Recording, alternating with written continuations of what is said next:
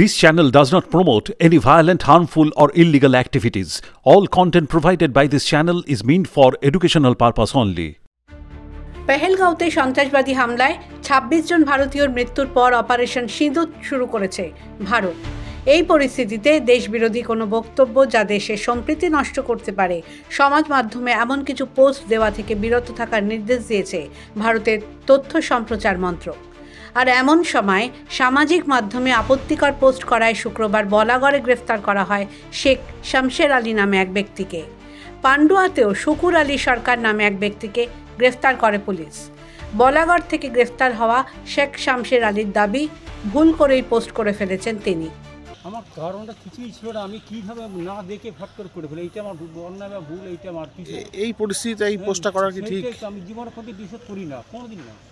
BJP হুগলির সাংগঠনিক জেলা সাধারণ সম্পাদক সুরেশ সাউ দাবি করেন, যেখানে দেশের ১৪০ কোটি মানুষ সেনাবাহিনীর জন্য গর্ববোধ করছে, সেখানে বলাগড়ের একজন মানুষ পাকিস্তান বাংলাদেশের সমর্থনে পোস্ট করে যাচ্ছে। তাকে জঙ্গি ছাড়া আর কিছুই মনে করা যায় না। এখানে সারা দেশের ১৪০ কোটি মানুষ দেশের সেনাদের উপর গর্ববোধ করছে, সেখানে বলাগড়ের মাটিতে দাঁড়িয়ে একজন পাকিস্তানের সমর্থনে পোস্ট করে যাচ্ছে, বাংলাদেশের সমর্থনে পোস্ট করে যাচ্ছে, ভারত ধ্বংস হোক সেই দাবিতে পোস্ট করে যাচ্ছে।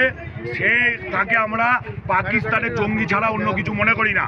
সুতরাং কেন্দ্রীয় সরকার পরিষ্কার বিজ্ঞপ্তি জারি করেছে, যত পাকিস্তানের নাগরিক আছে তাদের পাকিস্তানে পাঠিয়ে দিতে হবে। পশ্চিমবাংলার রাজ্য সরকারের দায়িত্ব তাদের পাকিস্তানে পাঠিয়ে দেওয়ার। এখনও পর্যন্ত এই ধরনের জঙ্গিরা বলাগড় থেকে শুরু করে পান্ডুয়া, আনাচে কানাচে ধনেখালি, আনাচে কানাচে ঘুরে বেড়াচ্ছে। আমাদের কাছে খবর আছে, পুলিশ আটক করে নিয়ে ওই থানা পর্যন্ত, বলাগড় থানা পর্যন্ত রেখেছে। আমরা শান্ত হব না। আমরা বলাগড়ের মাটিতে পুলিশ যে জঙ্গিকে তুলে নিয়ে গেছে তাকে এখানে আসতে দেব না। হুগলি জেলা গ্রামীণ পুলিশের ডিএসপি অভিজিৎ সিনহা মহাপাত্র জানিয়েছেন, অভিযুক্তদের বিরুদ্ধে ভারত বিদ্বেষী পোস্ট, হিংসার মাধ্যমে অশান্তি ছড়ানোর চেষ্টা এবং ভারতের সার্বভৌমত্ব নষ্ট করার চেষ্টা সহ একাধিক অভিযোগে মামলা রুজু করা হয়েছে। The wall bureau.